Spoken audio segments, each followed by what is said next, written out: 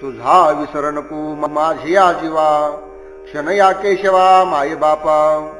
जाऊ राहू देह आता येची घडी, कायस यावडी याची मज. उच्छळ इंद्रिय आपुलिया गुणी, याची पाळणे कोण हितू. पुत्र पत्नी बंधू सोयरी खानोरी, यांचा कोण धरी संग आता. पिंड हा उसना नीला पाचांचा, शेखी लागे ज्याचा त्याशी देणे. तुका म्हणे नाही आणि क सोयरी, तू जविन दुसरे पांडुरंगा. हे मायबापा केशवा, माझ्या जीवाला एक क्षणभर सुद्धा तुझा विसर नको. माझे हे सर्व आयुष्य तुझ्या चिंतनाशिवाय जर जात असेल तर हा देह त्याच घटकेला जावो किंवा राहू, मला या देहाविषयी काही सुद्धा प्रेम वाटणार नाही. तुझ्या सेवेशिवाय ही वाईट इंद्रिय आपापल्या गुणानुसार दुराचाराकडे प्रवृत्त होत असतील तर त्यांचे पालन करण्यामध्ये आणि त्यांचे कोड कौतुक करण्यामध्ये माझे कोणतेही हित होणार नाही. पुत्र पत्नी बंधू आणि इतर नातेवाईक ही सर्व पंक्तीला बसून मेजवान्या जोडण्यासाठीच आहेत. यांचा कोण बरे आता संबंध ठेवेल. हा देह पंचमहाभूतांचा उसना आणला आहे, त्यामुळे शेवटी ज्याचा त्याला परत द्यावाच लागतो. तुकाराम महाराज म्हणतात, हे पांडुरंगा, तुझ्याशिवाय मला दुसरे कोणीही आप्त इष्ट मित्र नाहीत. फक्त तूच माझे सर्वस्व आहेस. ऐसे सत्य माझे येईल अंतरा, तरीच मज करा कृपा देवा. वचनासारखी तळमळे चित्तू, बाहेरी तो आत होईल भाऊ. तरीच मज ठाव द्यावा पायापाशी, सत्यत्व जानशी दास खरा. तुका म्हणी सत्यू निकट सेवकू, तरीच भातुके प्रेम द्यावी. वर जो अभंग सांगितला त्या अभंगामध्ये सांगितलेल्या प्रकारे जर माझ्या अंतकरणामध्ये प्रचितीला येईल तर हे देवा, तुम्ही माझ्यावर कृपा करा. आणि माझ्या वचनासारखेच माझे चित्त सुद्धा तळमळीने भरलेले आहे. जो भाव आता या चित्तामध्ये आहे तोच बाहेर सुद्धा आहे. देवा, मला तुमच्या पायाशी स्थान द्या. मी तुमचाच दास आहे. तुकाराम महाराज म्हणतात, देवा, मी तुमचा खरा आणि निकटचा सेवक आहे, तर प्रसाद रूपी खाऊ मला द्या. आदी वर्तमान जानशी भविष्य, मागे पुढे निसो संचिताचा. आता काय देऊ पायाचे परिहारू, जाना तो विचार करा देवा.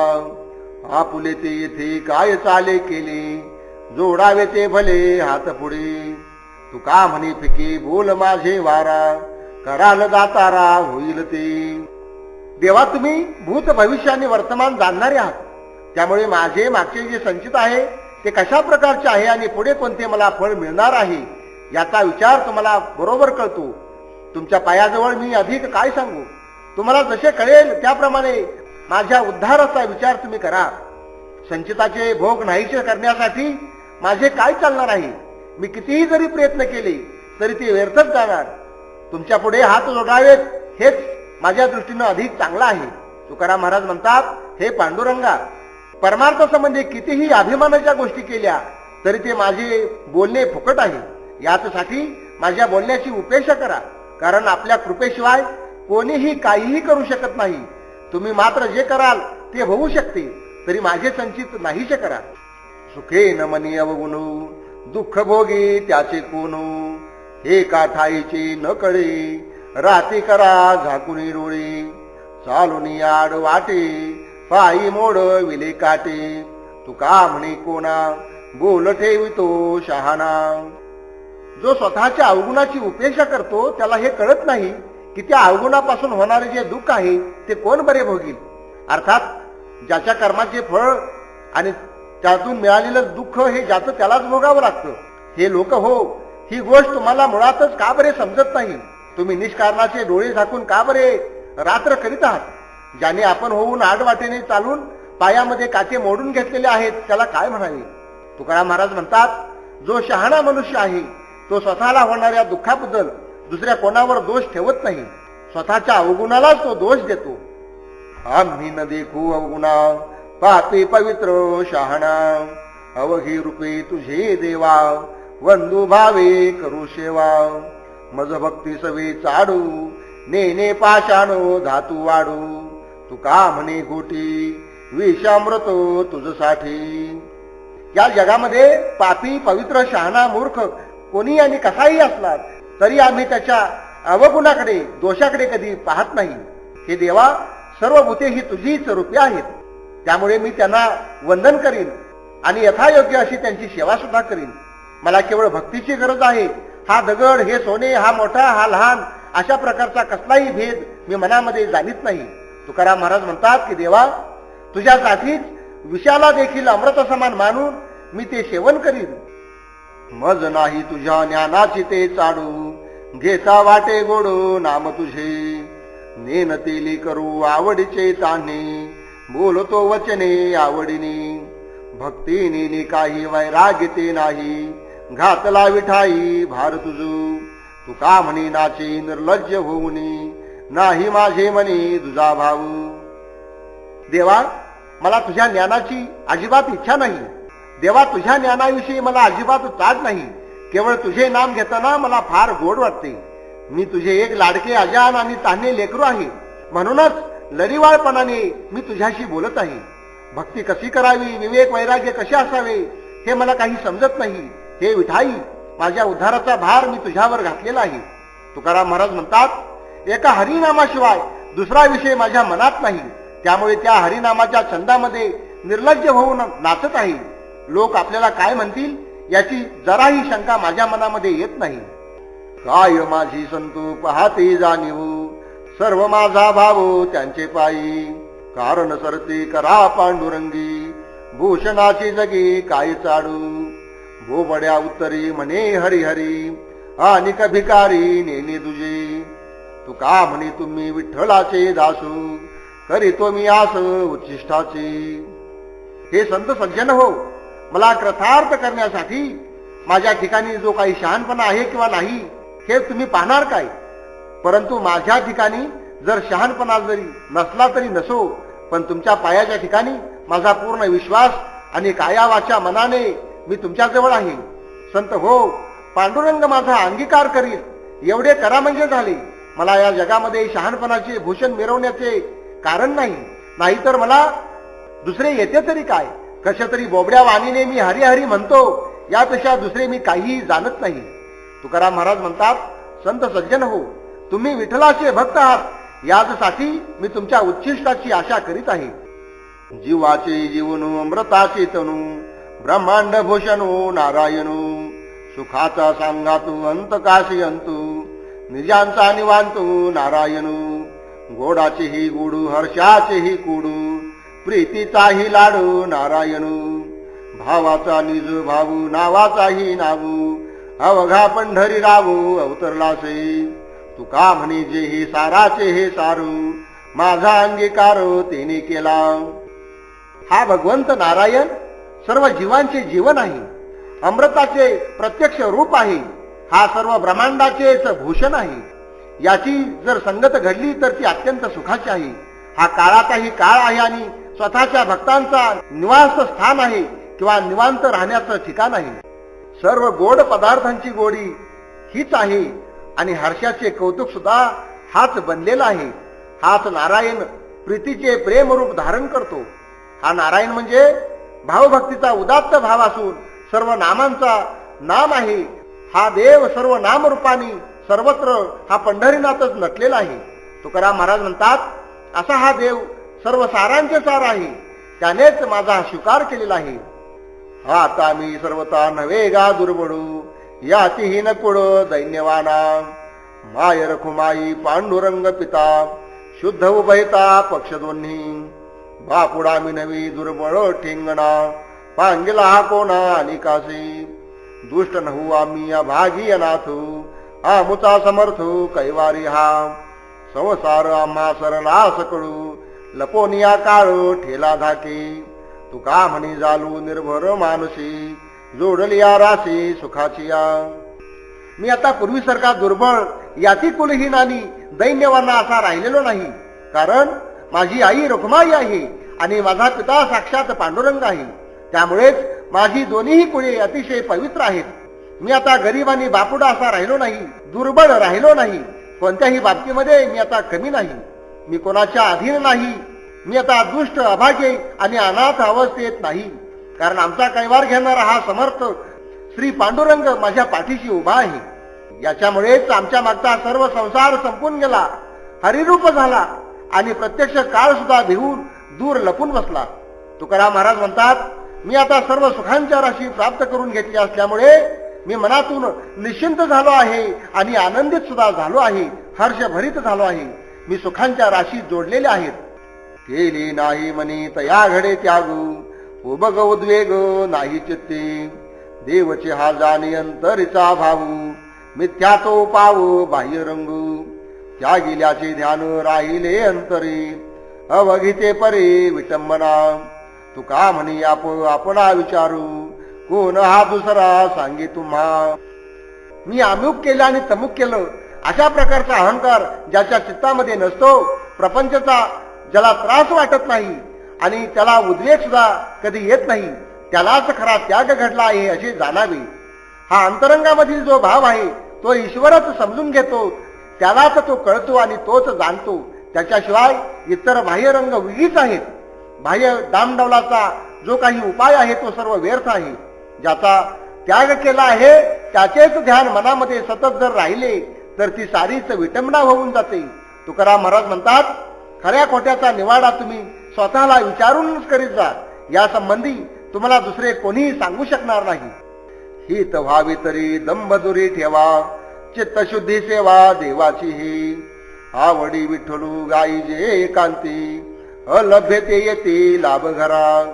आणि कांतरी न द्यावी वसती, करावी हे शांती वासनेची. तुका म्हणे बाण हाचे निर्वाणीचा, वाहुगे हे वाचा वेचू नये. तुमचे जर हित व्हायचं असेल तर मनामधील दंभ नाहीसा करून टाका आणि एकचित्ताने शुद्ध भावाने निर्मळ अंतकरणाने देवाची सेवा करा. मोठ्या आवडीनं विठ्ठलाचं नाम एकांतामध्ये बसून गात राहा. यामुळे जे मिळायला कठीण आहे अशा प्रकारचे लाभ सुद्धा तुमच्या घरी चालत येतील. आपल्या अंतकरणामध्ये एका देवाशिवाय दुसऱ्या कुणालाही थारा देऊ नका. इतर वासना मनातून पूर्णपणे नाहीशे करून टाका. तुकाराम महाराज म्हणतात, हाच एक चिंतनाचा आणि निर्वाणीचा उपाय आहे. याच्याशिवाय उगीच वाचा व्यर्थ इकडे तिकडे खर्च करू नका. हो का नर अथवा नारी, ज्यांचा आवडता हरी, ते मज विठोबा समानू. नमू आवडी ते जणू, ज्याचे अंतर निर्मळू, त्याचे सबाह्य कोमळू. तुका म्हणे भावी, जिव्हे प्रेम ओसंडावी. ज्यांना देवाविषयी आवड मोठी निर्माण झालेली आहे, ते मग पुरुष असोत किंवा स्त्रिया असोत, ते सर्व मला प्रत्यक्ष विठ्ठलासारखेच पूज्य आहेत. अशा लोकांना मी मोठ्या प्रेमाने नमस्कार करतो. ज्याचे मन अतिशय पवित्र आणि निर्मळ झालेले आहे, त्यांचे अंतर्बाह्य वर्तन स्वच्छ आणि कोमल स्वरूपाचं असतं. तुकाराम महाराज म्हणतात, मी मोठ्या प्रेमाच्या भावनेने माझ्या जिभेने त्यांची स्तुती गातो किंवा जीव त्यांच्यावरून ववाळून टाकतो.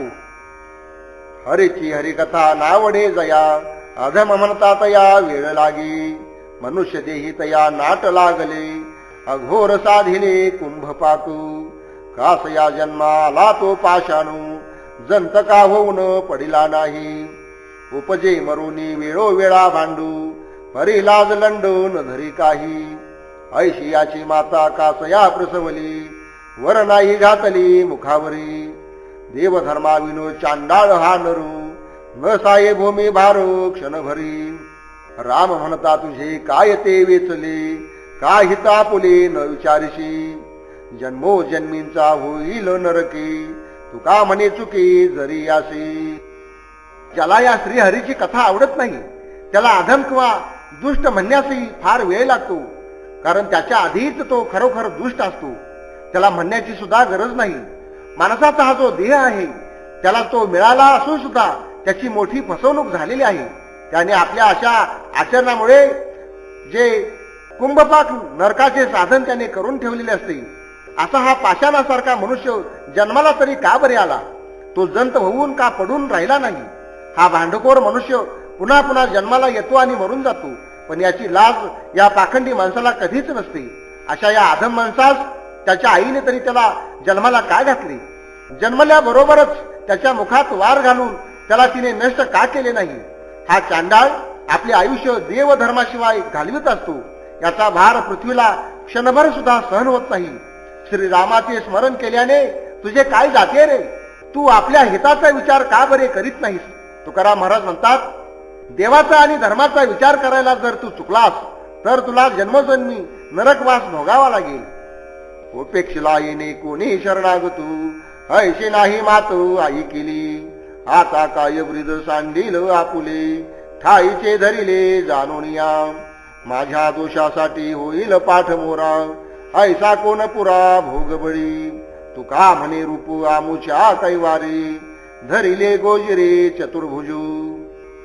जो कोणी देवाला शरण आलेला आहे अशाला या श्रीहरीने कधी उपेक्षा केलेली नाही, अशा प्रकारचं कधी कुणी ऐकलं नाही. आता तरी हा आपले पतित पावन ब्रीद कसा काय सोडील? मूळचेच असणारे हे त्याचे जे ब्रीद आहे ते त्याने जाणून बुजून धारण केलेले आहे. माझा असा मोठा काय दोष आहे किंवा असा काय प्रबळ भोग आहे की हा श्रीहरी माझ्याकडे पाठमोरा होईल. तुकाराम महाराज म्हणतात, आमचा कैवार घेण्यासाठी याने आपले साजरे गोजरी रूप धारण केलेले आहे.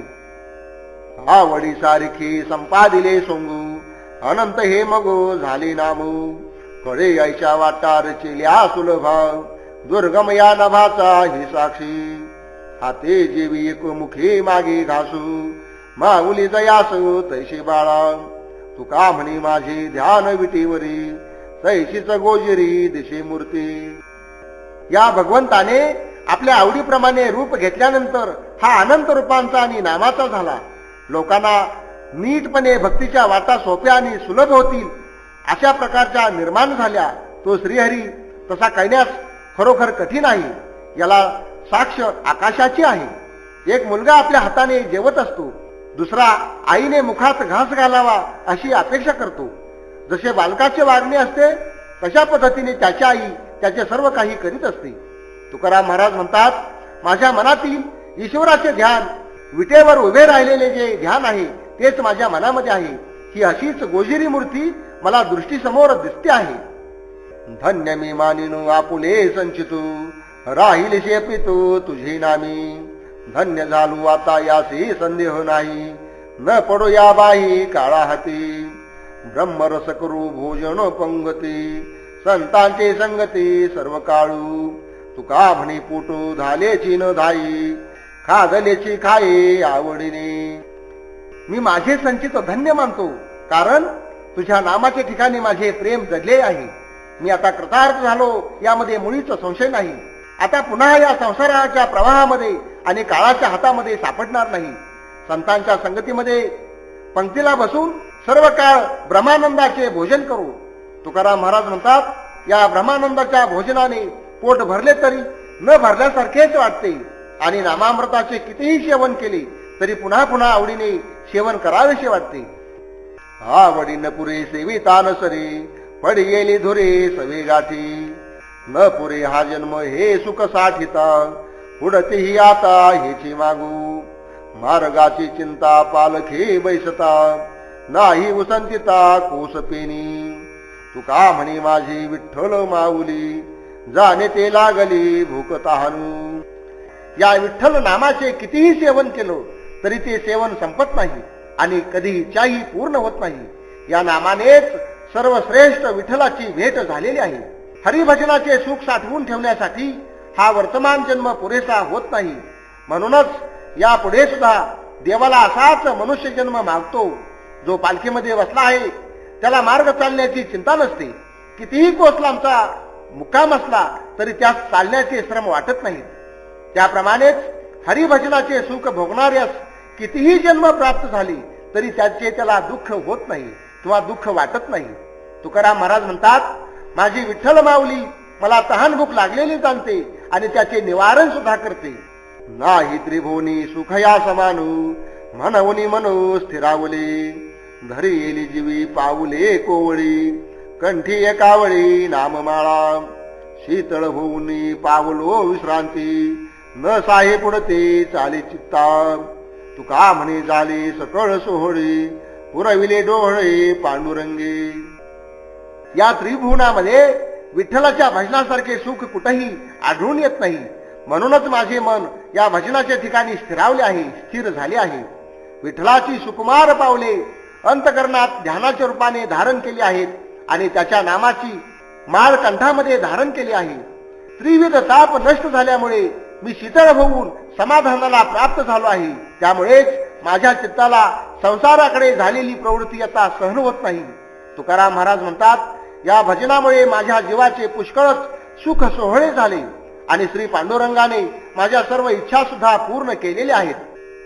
माय बापा पुढे लाड केले करू, तैसे बोल करू कवतुके, कृपावंता घाली प्रेम पांढारसू, ओळवी ओरसू पांडुरंगी, नाही धीर खुंटी जवळ हुंबरे, ठाईच पाखरे कवळिते, तुका म्हणे मज होऊ ने दिशिनू, कळो नेदी भिन्नू आहे तैसे.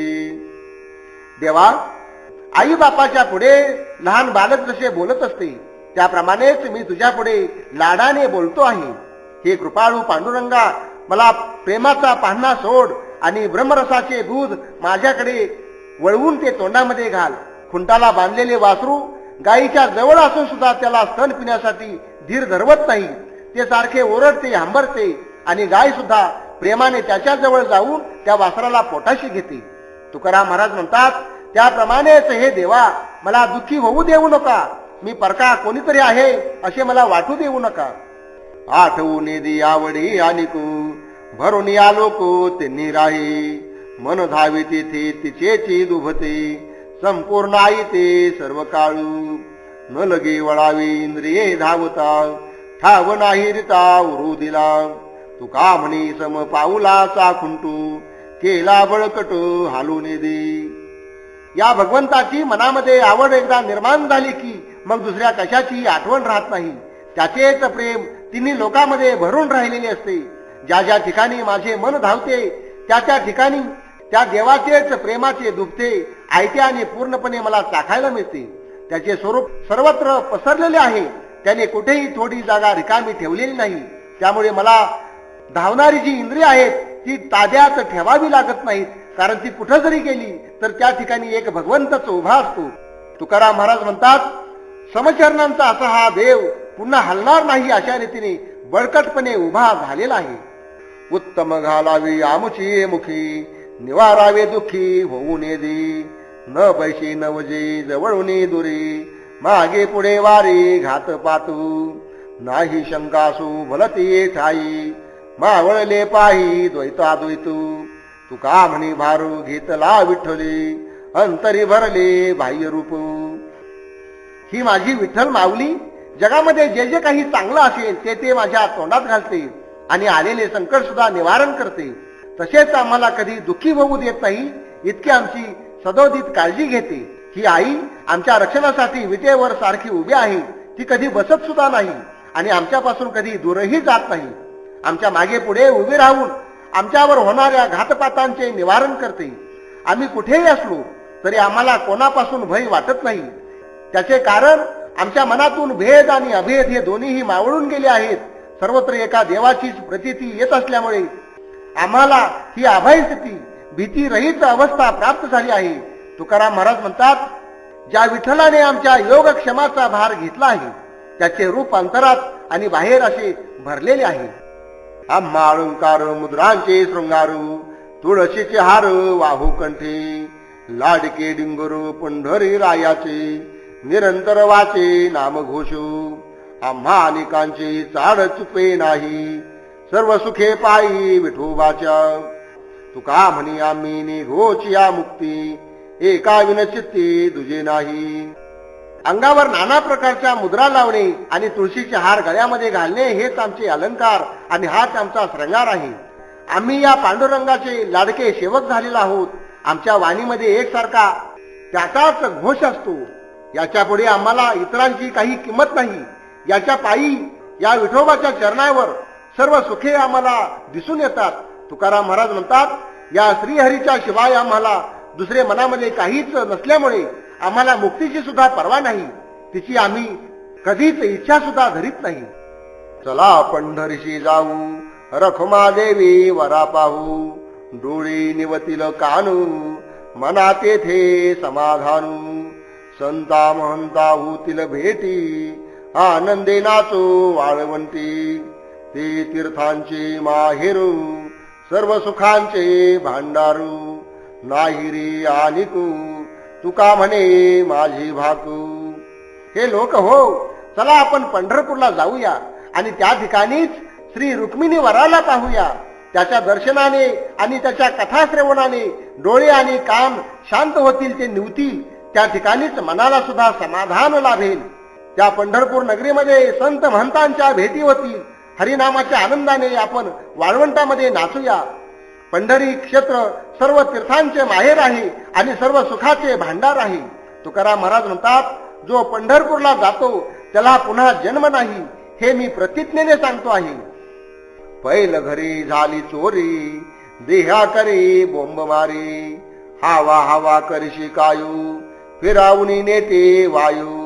सांडुनी अशुद्धी, निजलाशी गेली बुद्धी. चोरी तुझा काढिला उरू, वेगळे भावा घातला दुरू. भलती याशी देशी वावू, लाहेची तू एवढा ठावू. तुका म्हणी अजूनी तरी, उरले ते जतन करी. या मायेच्या पलीकडं आत्मस्वरूपाच्या भावाची देहबुद्धीकडून चोरी झाली. त्यामुळे तुला या देहाने आक्रोश करावा लागत आहे, दुःख सहन करावं लागत आहे. मोठ्या दुःखाने तू व्यर्थ का बरे आरडाओरड करतो आहेस? तू स्वरूपाच्या ज्ञानाची शुद्धी सोडलीस आणि देहबुद्धीच्या अज्ञानामध्ये निद्रा घेऊन झोपलेला आहेस. इकडे चोराने तुझ्या घरामध्ये शिरून तुझा भुसा काढला आणि तुला वेगळेपणाच्या भावावर नेऊन सोडले, म्हणजे द्वैत भावावर तुला आणले. भलत्याच विकारांना तू तुझ्या आतमध्ये स्थान दिल्यामुळे तू अशा भयानक ठिकाणी प्राप्त झाला आहेस. तुला हे असे भयंकर स्थान मिळाले आहे. तुकाराम महाराज म्हणतात, यापुढे तरी आता तू सावध हो आणि स्वतःच्या आयुष्याचे रक्षण कर. किती वेळा खादला दगा, अजून कागा जागशीना. लाज नाही हिंडता गावे, दुःख नवे नित्य नित्यू. संवचोरा हाती फासे, देखता कैसे न देखते. तुका म्हणे सांडिती वाटू, तळपट करावया. कितीतरी वेळा हा जन्मरूपी दगा तुला झाल्याचा अनुभव आजपर्यंत आलेला आहे. असे असून सुद्धा तू सावध का होत नाहीस? 84 लक्ष योनींची गावे हिंडताना आणि त्या प्रत्येक योनीत प्रत्येक दिवशी नित्य नवे दुःख भोगताना तुला लाज कशी वाटत नाही? या त्रिगुण रूपी संभावित चोरांच्या हातात वैषयिक सुख कर्म प्रमाद यांचे फासे असलेले तुला प्रत्यक्ष दिसत असताना न दिसल्यासारखे तू का वागतोस? तुकाराम महाराज म्हणतात, हे चोर तुझा सर्वस्वाच्या नाशाकरता परमार्थाची चांगली वाट सोडायला लावतात आणि भलत्या वाटेने तुला घेऊन जातात.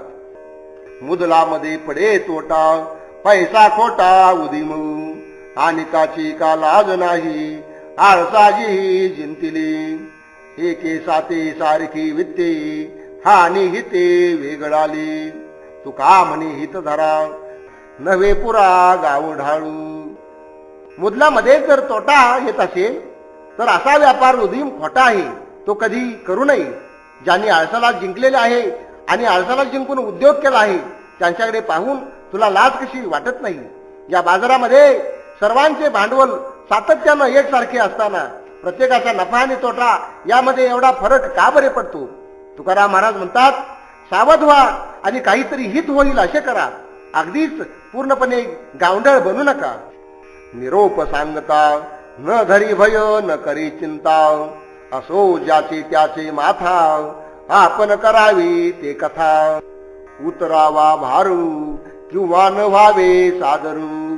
तुका म्हणे वाहे धाकू, तया इह ना परलोकू. देवाचा निरोप सांगताना कोणाचे भय मनामध्ये धरू नये आणि कशाची चिंता सुद्धा करू नये. आपण निरोप सांगण्याचे कर्तव्य करावे. लोक ऐकोत किंवा न ऐकोत, ज्याचा दोष त्याच्या माथी असू द्या. आपण हरिकथा आनंदाने करीत राहावी. हरिकथा ऐकण्याविषयी श्रोते सादर असोत किंवा नसोत, आपण आपल्या कर्तव्याचा भार हलका करावा. तुकाराम महाराज म्हणतात, जो हरिकथेच्या द्वारा देवाचा निरोप सांगताना लोकांची भीती मनामध्ये बाळगतो त्याला इहपर लोकांमध्ये सुख प्राप्त होत नाही. शूरत्वासी मोलू, नये कामा फिके बोलू. केला न संधी काय वाढू, जीवेसाठी तोय होडू. धीर तो कारणू, साह्य होतो नारायणू. तुका म्हणे हरी, दासा रक्षितो निर्धारी. व्यवहारात किंवा परमार्थात असो, शौर्याला आणि कर्तृत्वाला नेहमीच किंमत असते. वायफळ बोलणे कधीच उपयोगी पडत नाही. जीव गेला तरी हरकत नाही, पण जो केलेल्या प्रतिज्ञेचा कधी त्याग करीत नाही तोच खरा धैर्यशाली आणि शहाणा असतो. कोणत्याही कार्याला धैर्य हे कारण असते.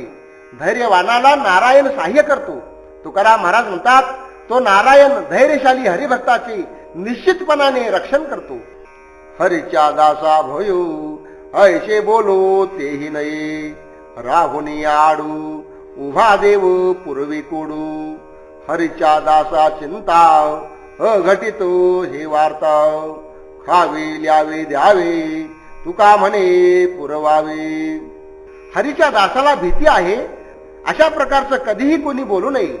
देव त्याच्या पुढे उभा राहतो आणि त्याची सर्व इच्छा पूर्ण करतो. हरीच्या दासाला चिंता आहे ही गोष्ट या जगामध्ये अशक्यच. तुकाराम महाराज म्हणतात, देव त्याला खाण्यास अन्न, पांघरण्यास वस्त्र देतो आणि त्याचे सर्व मनोरथ सुद्धा पूर्ण करतो. दासा सर्व काढू तेथे सुखाचे कल्लोळू, जेथे वस्ती हरीचे दासू पुण्य पिके पापा नाशू. फिरे सुदर्शनू घेऊन या नारायणू, तुका म्हणे घरी होय म्हणे यारा कामारी. ज्या ठिकाणी हरीचे दास राहतात त्या ठिकाणी सर्व काळ सुखाच्या लाटावर लाटा येत असतात. ज्या ठिकाणी हरिदास राहतात तेथे पुण्य पिकते आणि पापांचा नाश होतो. नारायण हातामध्ये सुदर्शन घेऊन हरिदासांचे नेहमी रक्षण करतो आणि त्या रक्षणासाठी सदोदित त्यांच्या भोवती सुदर्शन चक्र फिरवित असतो. तुकाराम महाराज म्हणतात, तो नारायण सांगितल्याबरोबर काम करणारा हरिदासाचा सेवक होतो. आमचा स्वदेशू भुवनत्रयामध्ये वासू, माय बापांची लाडकी कळो आले हे लौकिकी. नाही निरपराधू कोणा आम्हा मध्ये भेदू, तुका म्हणे नामू अवघे आमचे हे धामू. आमचा स्वदेश त्रैलोक्य असून या त्रैलोक्यामध्ये ब्रह्मरूपाने आम्ही नित्य वास करतो. आम्ही रुक्मिणी मातेची आणि श्री पांडुरंग पित्याची फार लाडकी लेकरे आहोत हे सर्वांना आता माहीत झालेले आहे. आमच्या दृष्टीने या जगामध्ये कोणी दुष्ट नाही आणि कुणाही विषयी आमच्या मनात भेदभाव नाही. तुकाराम महाराज म्हणतात, हरीचे नाम हेच आमचे विश्रांतीचे स्थान आहे. सर्व तीर्थांचे धाम आहे आणि मोक्षरूप परमधाम आहे. काय ढोरा पुढे घालून मिष्ठान्नू, खराशी लेपन चंदनाचे.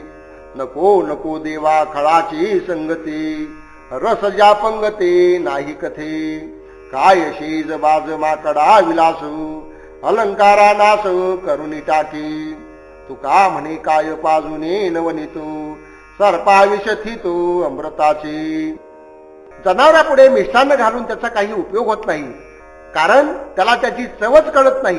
गाढवाला चंदनाची उटी लावली तर त्याला त्या चंदनाच्या सुगंधाचे काय महत्व राहणार, ते पुन्हा उकिरड्यावरच लोळणार. त्याप्रमाणेच हे देवा, दुष्टांची संगती मला नको आहे, कारण ज्याला कथेतील रस कळत नाही त्याच्या ओळीला बसणे सुद्धा मला नको वाटते. माकडाला उत्तम पलंग, त्यावर मृदू शय्या, अनेक खाण्यापिण्याचे पदार्थ आणि वस्त्रालंकार जर दिले तर ते आपल्या स्वभावानुसार त्या सर्वांचा नाशच करते. तुकाराम महाराज म्हणतात, सर्पाला दूध पाजून काय उपयोग, कारण त्याचा स्वभावच असा आहे की त्याच्या तोंडात अमृत घातले तरी त्याचे विषच होते. आनंदी कांती प्रेमे ओसंडतो, घेऊ अगणितो प्रेम सुख. गौप्य धन नये वारा लागो यासू, पाहो ने दुवासो दुर्जनासी. झनी दृष्टी लागे आवडीच्या रसा, से उजिरे तैसा आपणासी. तुका म्हणे हे बहु सुकुमारू, नसावे भार वचनाचा. एकांतामध्ये बसून अत्यंत उत्साहाने, आवडीने आणि आनंदाने हरीचे असंख्य असे प्रेमसुख भोगूया. हे प्रेमसुख गुप्त धन आहे, त्यामुळे मला प्रेमसुख मिळाले असा बाहेरचा अहंकाराचा वारा सुद्धा त्याला लागू देऊ नये आणि दुर्जनाला तर ते सुख पाहू सुद्धा देऊ नये. कारण या आवडीच्या प्रेमसुखाला कोण्या एखाद्या दुर्जनाची कदाचित दृष्ट सुद्धा लागते. यासाठी हा प्रेमरस आपल्याला पचेल त्याप्रमाणे सेवन करावा. तुकाराम महाराज म्हणतात, हे प्रेमसुख फार सुकुमार आहे, कारण याला शब्दांचा सुद्धा भार सहन होत नाही. मोक्ष पद तुच्छ केले या कारणे, आम्हा जन्म घेणे युगायुगी. विटे ऐसे सुख नव्हे भक्ती रसू, पुढता पुढते आसो सेवावेही. देवा हाती रूप धरविला कार नेदू निराकार होऊ त्यासी तुका म्हणे चित्तो निवांत राहिले ध्यायती पावले विटेवरी. आम्ही या प्रेम सुखासाठी मोक्ष आणि ब्रह्मादिक पदे सुद्धा तुच्छ मानतो आणि ते प्रेमसुख भोगण्यासाठी प्रत्येक युगामध्ये जन्म घ्यावासा वाटतो. हे प्रेमसुख आणि हा भक्तीचा आनंद कधीही विटत नाही, म्हणून पुन्हा पुन्हा त्याचे सेवन करण्याची इच्छा राहते. या भक्तिबळाने आम्ही देवाला सगुण साकार रूप धारण करायला लावले. आता त्याला पुन्हा निराकार होऊ देणार नाही. तुकाराम महाराज म्हणतात, विटेवर विराजमान असलेल्या सगुण साकार हरीचे चरण पाहून माझे चित्त त्या ठिकाणी स्थिर झाले असून त्याचेच निरंतर मी ध्यान करीत आहे.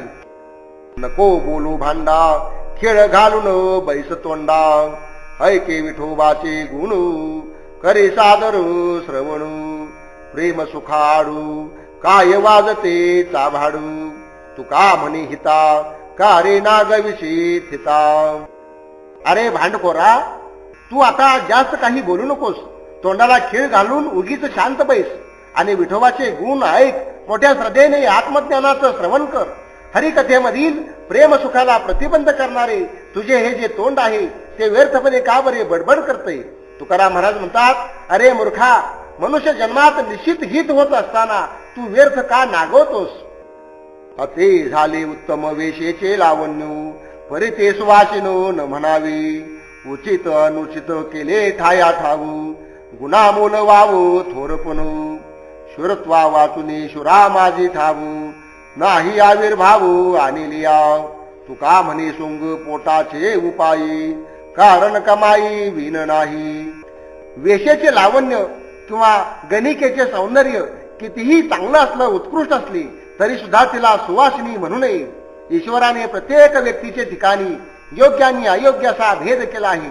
नेहमी सद्गुणाला किंमत असते आणि इतर थोरपणा व्यर्थ आहे.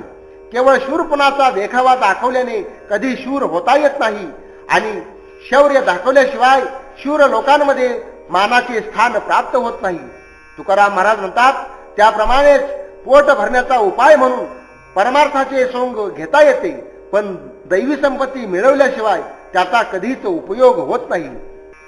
शुरा साजिती हतियारी गांड्या हातातील पोरे काय केली विटंबना मोती नाका वाचून पतिव्रते रूप साजे शिंदळ काजळ लेता लाजे दासी पत्नी सुता नव्हे सरी एकची पिता मान बुद्धिमंता थोर न मानिती पिता तुका म्हणे तरी आत शुद्ध दंडेवरी. शस्त्र हातात धरणे हे शूरालाच शोभते. भ्याडाने हातात धरले तर त्याला पोरे हसतात. एखाद्या स्त्रीने नाक चांगले नसताना जर मोत्याची नथ घातली तर ही तिने स्वतःची फजिती करून घेतली असे समजावे. काया वाचा मनाने पतीशी एकनिष्ठ राहणाऱ्या पतिव्रतेला रूप अलंकार शोभत असतात आणि जी जारीने असते ती स्वतःच्या डोळ्यामध्ये काजळ घालताना सुद्धा लाजते. दासीचा मुलगा आणि धर्मपत्नीचा मुलगा या दोघांचा बाप एकच असला तरी या दोघांची योग्यता सारखी नाही. मुलगा विद्वान असेल तर त्याला सर्व लोक मान देतात, पण त्याचाच बाप वयाने वडील असून सुद्धा त्याला मान देत नाहीत. तुकाराम महाराज म्हणतात, त्याप्रमाणेच आत शुद्ध असेल तर बाह्य वेश शोभून दिसतो. म्हणजेच दूषण आणि भूषण व्यक्तीच्या योग्यतेवर अवलंबून असतात.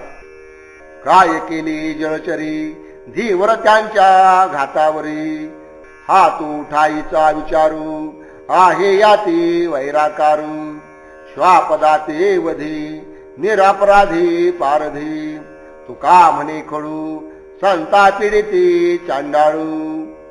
कोळ्याचा पाण्यातल्या माशांनी कोणता अपराध केलेला असतो, पण कोळी त्यांचा नाश करण्यासाठी टपून बसलेला असतो. हा जो प्रकार अनादिकालापासून चालत आलेला असून काही जातीची वैर असते. रानातील श्वापदे निरापराध असून सुद्धा पारधी त्यांचा वध करतात. तुकाराम महाराज म्हणतात, त्याप्रमाणेच दुष्ट चांडाळ माणसे संतांना विनाकारण छळत असतात. वाईट आणि भले ही नेदाविले चांगले एका विनो एका कैचे मोल होते फुका विषे दाविले अमृत कडू गोड घाते हितो काळी मेने ज्योती दिवसे कळो आली राती, उंच नीच गारा हिरा परिस मोहरा, तुका म्हणे भली ऐसे नसतानी कळली. जगामध्ये जे वाईट हीन मलिन असे जे काही पदार्थ आहेत त्यांनीच चांगले पदार्थ कोणते आहेत हे दाखवून दिलेलं आहे. वाईट जर नसतं तर चांगलं काय आहे हे कळलेच नसते. म्हणजेच एकाशिवाय दुसऱ्याची किंमत उगीच कशी काय होईल. विषाने अमृताचे श्रेष्ठत्व दाखवलेलं आहे. कडू आहे म्हणूनच गोडाला महत्व आहे आणि घातावरूनच हित काय हे कळत असते. अंधकाराने प्रकाशाचे महत्व पटवून दिले आहे. दिवस आहे म्हणूनच रात्रीची कल्पना आहे. गारा निकृष्ट असतात म्हणून त्यांच्या सापेक्ष हिरा मोहरा आणि परीस हे उत्कृष्ट वाटतात. तुकाराम महाराज म्हणतात, वर दिलेल्या दृष्टांताप्रमाणे दुष्टामुळेच हे सज्जन आहेत असे कळते. जगामध्ये जर दुष्ट नसते तर सज्जन काय आहे हे कधीच कळले नसते.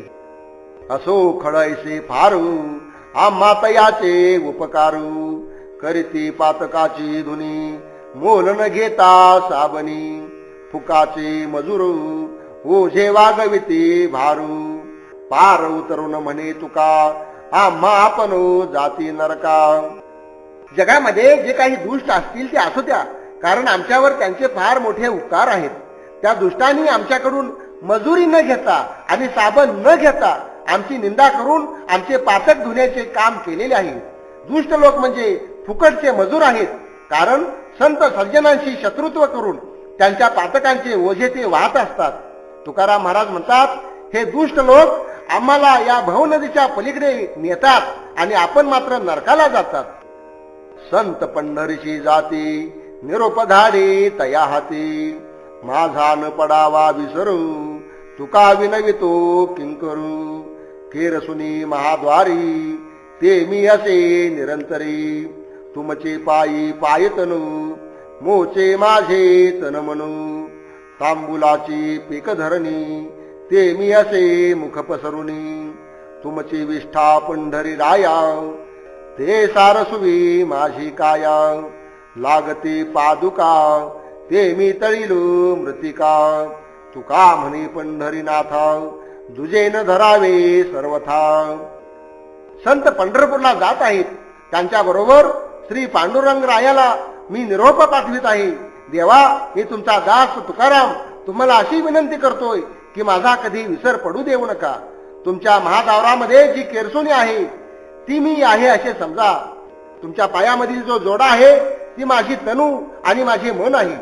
तांबूल चगळून तुम्ही त्याचा जो पीक टाकण्याची जी पीकदानी असते त्या रूपाने मीच मुख पसरून बसलो आहे असे माना. हे पंढरीराया, ज्या जागी तुमची विष्ठा असते ती स्वच्छ असलेली जागा माझे शरीर आहे आणि तुमच्या पादुकांच्या तळाखाली जी माती असते ती मीच आहे असे माझे स्मरण तुम्हाला असू द्या. तुकाराम महाराज म्हणतात, हे पांडुरंगा, तुमच्या दैनिक भोगाच्या उपकरणापेक्षा मी भिन्न आहे असे मनात कधी आणू नका. इच्छेचे पाहिले डोळी अंती मोकलिले, याचा विश्वास तू काही ऐसे विचारुनी पाही, सुगंध अभंगी पाळिता केश फिरले जाणता, पिंड पाळिता उसरे अवघी होवनी मागे सरे, करिता उपचारू कोणा नाही उपकारू, अल्प जीवन करी तुका म्हणे साधे हरी. आजपर्यंत डोळ्यांनी आमच्या आधाराने आपल्या इच्छेप्रमाणे पुष्कळ पदार्थ पाहिले आहेत, पण शेवटी त्यांनी आम्हाला सोडून दिले. त्यामुळे या इंद्रियावर काय म्हणून विश्वास ठेवावा याचा तू विचार करून पहा. सुगंधी तेल उठणे लावून अभ्यंग स्नानाने अंगावरील सर्व केसांचे मोठ्या आवडीने पालन केलेस, पण शेवटी ते पाहता पाहता पांढरे होऊन गेले. या देहाचे तर आजपर्यंत पुष्कळ लाड पुरवलेस, पालन पोषण केले, पण आता हा देहच वृद्ध होऊन क्रश झालेला आहे. केवळ क्रश झाला असे नाही तर ज्ञानेंद्रिये कर्मेंद्रिये या सर्वांना बरोबर घेऊन त्याने मृत्यूलोकातून माघारही घेतली आहे. इंद्रिये देह यांना कितीही सुखोपभोग दिले तरी यांच्यापैकी कोणालाही भोग देणाऱ्याचे उपकार वाटत नाहीत. शेवटी भोग देणाऱ्याला ते सोडून जातात, त्याची दुर्दशा करतात, असे हे कृतज्ञ आहेत. तुकाराम महाराज म्हणतात, यासाठीच देह इंद्रियांना अधिक सुखोपभोग देण्याच्या नादाला न पडता देह निर्वाहाला आवश्यक असलेले फार थोडे भोग भोगीचा पण मुख्यत्वाने या ध्येयाने हरीची प्राप्ती करून घे. यज्ञ निमित्तो शरीराशी बंधनू कार्य तृष्णा वाया विन वाढविली. नव्हे ती भक्ती परलोक साधनू विषयाने बंधन केले तुझू. आशा धरुणी फळाची तीर्थी व्रती मुक्ती कैची. तुका म्हणीशी नशी वाया शरण न वजता पंढरी राया. परलोक प्राप्तीच्या म्हणजेच स्वर्गलोक प्राप्तीच्या इच्छेने जर यज्ञ केला तर त्या योगाने शरीर प्राप्त होऊन जीवाला जन्म मरण रूप बंधन प्राप्त होतेच. यासाठी व्यर्थ भोग तृष्णा का बरे वाढवतोस. हरीची भक्ती मात्र परलोकाचे साधन नाही तर ती मुक्तीचे साधन आहे. तुला खरोखर विषयाने बांधून टाकलेले आहे. म्हणूनच तू सकाम कर्मे करीत राहतोस. फलाची इच्छा ठेवून तीर्थे व्रते केली तरी त्यामुळे मुक्ती कशी काय प्राप्त होईल. तुकाराम महाराज म्हणतात, पंढरी रायाला शरण न जाता सकाम कर्मे करण्याचे व्यर्थ का बरे श्रम करून घेतोस. संध्या कर्म ध्यान जप तप अनुष्ठानू अवघे जोडे नाम उच्चारिताव. न वेची मूल काही न लागते सायासू तरी काळस करीते धनी. ऐसे हे सारकाने घेसे फुकाचे काय तुझे वेचे मूलतया. पुत्र स्नेही शोक करे आजा मिळू तव तो कृपाळ जवळी उभा. अनाथांच्या नाथे घातला विमानी नेला उचलोनी परलोका. अंतकाळी गणिका पक्षियाच्या छिंदी राम राम पद उच्चारिली. तव त्या दिनानाथा कृपा आली कैसी तया नीती येसी वैकुंठाशी नेली. अवचित नामू आली आहे गती चिंतिता चित्ती जवळी असे. तुका म्हणे भावे स्मरता राम रामू कोण जाणे तयेदशी. या श्रीहरीचे नाम उच्चारताच संध्या कर्म ध्यान जप तप अनुष्ठान इत्यादी सर्व काही घडून जातं. हे नाम घेण्यासाठी काही किंमत मोजावी लागत नाही, काही कष्ट पडत नाहीत. मग आळस विनाकारण का बरे करावा. असे हे सारभूत असलेले फुकटचे नाम तू का बरे घेत नाहीस. ते घेतल्याने तुझे काय खर्च होते. अजामेळाने पुत्राच्या स्नेहामुळे अंतकाळी नारायण या शब्दाचा उच्चार केला आणि त्या उच्चाराबरोबर तू कृपाळू देव त्याच्याजवळ येऊन उभा राहिला. त्या अनाथांच्या नाथाने त्याला विमानामध्ये बसवले आणि परलोकाला नेले. गणिका अंतकाळी आपल्या आवडत्या पक्षाच्या निमित्ताने विठू विठू अथवा राम राम असे म्हणू लागली. हे ऐकून त्या दीनानाथाला तिची दया आली आणि त्याने त्या गणिकेस सुद्धा वैकुंठाला नेले. केवळ योगायोगाने अवचितपणे मुखातून ईश्वराचे नाम जरी आले तरी सुद्धा अशी गती मिळते. मग त्याचे सतत नामस्मरण केल्यास त्याचे सतत चिंतन केल्यास तो नेहमीच जवळ येऊन राहील. तुकाराम महाराज म्हणतात, अनिच्छेने सुद्धा मुखाला नाम आले असता अशी सद्गती प्राप्त होते. तर श्रद्धा प्रेमपूर्वक अखंड नामचिंतन जर केले तर काय होणार नाही. तो श्रीहरी नित्यकाळ जवळ राहील. जो प्रेमाने श्रद्धेने रामनामाचे स्मरण करतो त्याची अवस्था कोणाला कळणार आहे. दुष्टाचे चित्त न भिने अंतरे जरी जन्मवरी उपदेशला. पालथे घागरी घातले जीवनू न धरीत जाण तेही त्याला. जन्मा येऊन तिने पतनची साधिली तमोगुणे व्यापिले जयानरा. जळो जळो हे त्याचे जालेपणू कासया हे आले संसारा. पाषाण जीवनी असता कल्पवरी पाहता अंतरे कोरडा तू. कुचर मृग नयेची पाका पाहता सारिका होता तैसा. तुका म्हणी असे उपाय सकळा न चलिया खळा प्रयत्न काही. म्हणून संगू न करिता भला धरिता बोला सर्व हितू. एखाद्या दुष्ट माणसाला जन्मभर जरी सदुपदेश केला तरी सुद्धा त्याच्या अंतकरणामध्ये वेगळेच विचार असतात. पालत्या घड्यावर पाणी घातले तर ती जशी भरत नाही त्याप्रमाणेच दुष्टाचे अंतकरण उपदेश धारण करू शकत नाही. ज्या मनुष्याला तमगुणाने व्यापलेले आहे त्याने मनुष्य जन्माला येऊन अधपातच साधलेला आहे. असे लोक जन्माला का बरे येत असतील. त्यांच्या जगण्याला आग लागू. एखादा दगड कल्पकालपर्यंत जरी पाण्यात घातला किंवा पाण्यामध्ये असला आणि नंतर त्याला फोडून पाहिले तर तो आतून कोरडाच दिसतो. किंवा कुचर मूग जसा शिजत नाही त्याला कितीही शिजवून दाबून पाहिले तरी तो जसाच्या तसा टणक राहतो. तुकाराम महाराज म्हणतात, जगातल्या सर्व गोष्टींना उपाय आहेत पण दुष्टाला सुष्ट करण्यासाठी कोणताही उपाय उपयोगी पडत नाही. म्हणून त्याची संगती न करणेच चांगली. त्याच्याशी अबोला धरण्यातच सर्व काही हित आहे. कास याने पूजा करू केश राजा, हाची संदेह माझा फेरी आता. उदके नानू तरी स्वरूप ते तुझे, तेथे काय माझे वेचे देवा. गंधाचा सुगंध पुष्पाचा परिमळू, तेथे मी दुर्बळू काय करू. फळदाता तुझ तांबूल अक्षता, तेथे काय अनंता वाहू तुझू. वाहू दक्षिणा तरी धातू नारायणू, ब्रह्मतेची अन्न तुझे काही. गाता तू ओंकार टाळी नादेश्वरू, नाचावया थारू नाही कोठी. तुका म्हणे मजू अवघे तुझे नामू, धूप दीप राम कृष्ण हरी. हे केशव राजा, मी तुझी कशाने बरे पूजा करू. या माझ्या संदेहाची तू निवृत्ती कर. पाण्याने तुला आंघोळ घालावी, तुला स्नान घालावे, तर ते तुझेच स्वरूप आहे. त्यात माझ्याचे काय अर्पण होते. चंदनाच्या ठिकाणी असलेला सुगंध आणि फुलांच्या ठिकाणी असलेला सुवास हा तुझाच आहे. या जगामध्ये माझ्या सत्तेची अशी कोणतीच वस्तू नाही.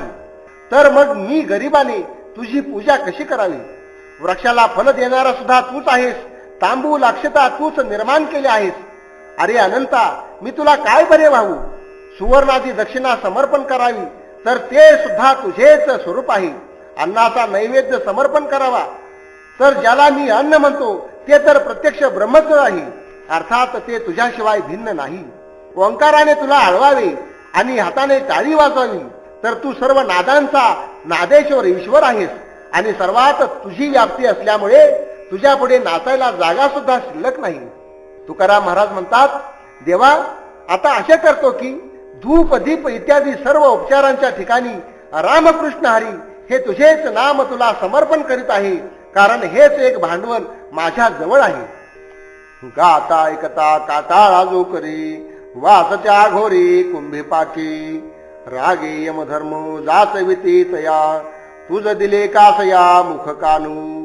विषयांच्या सुखी अखंड जागसी, न वजे एकादशी जागरणा. वेचुनिया द्रव्य सेवे मद्यपानू, नाही दिले अन्न अतिथिशी. तीर्थाटन नाही केले उपकारू, पाळिले शरीर पुष्टी लोभे. तुका म्हणे मग केला साही दंडू, नायकती लंडू सांगितले. हरीचे गुण गाण्याचा आणि ऐकण्याचा तुला जो काही कंटाळा येतो, तो भयंकर अशा कुंभीपाकी नरकामध्ये पडतो आणि चिरकाल तेथे वास करतो. यम त्याच्यावर रागावतो आणि त्याचा पुष्कळ छळ करतो आणि म्हणतो, अरे मूर्खा, तुला देवाने मुख कान कशासाठी दिले होते. हरीचे नाम घेण्यासाठी मुख आणि गुण ऐकण्यासाठी कान दिले होते ना. मग तू कधी त्याचा उपयोग का केला नाहीस. वैषयिक सुखासाठी जागरणे करीत होतास, पण कधी एकादशीच्या दिवशी हरी जागरणाला गेला नाहीस. पैसे खर्च करून दारू पित होतास, मद्यपान करीत होतास, पण घरी आलेल्या अतिथीला कधीही अन्न दिले नाहीस. तू उभ्या आयुष्यामध्ये तीर्थयात्रा केली नाहीस, कधी परोपकार केला नाही, पण शरीर धष्टपुष्ट करावे या लोभाने निषिद्धान्न सेवन करून सुद्धा देहाचे पालन केलेस. तुकाराम महाराज म्हणतात, असे हे मूर्ख आणि नास्तिक लोक सांगितलेले ऐकत नाहीत. मग मात्र वरील सारखा दंड त्यांना सहन करावा लागतो.